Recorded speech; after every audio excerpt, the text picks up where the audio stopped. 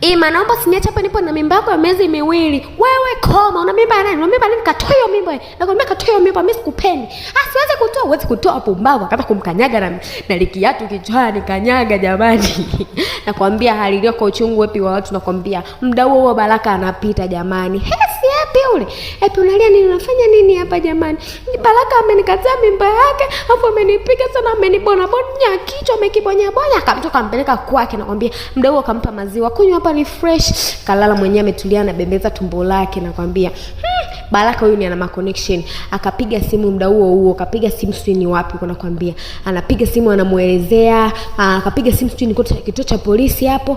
Simba kapokea, mnakwambia huyu ndio mkuu wa kituo kapokea, wakakaa kikao, huyu lazima tuende kumkamata. Kwa nini afanye mambo ya kipuzi namna hiyo? Wakaingia kwenye magari. Inaonekana ni uongozi wa juu kabisa wa watu, nakwambia.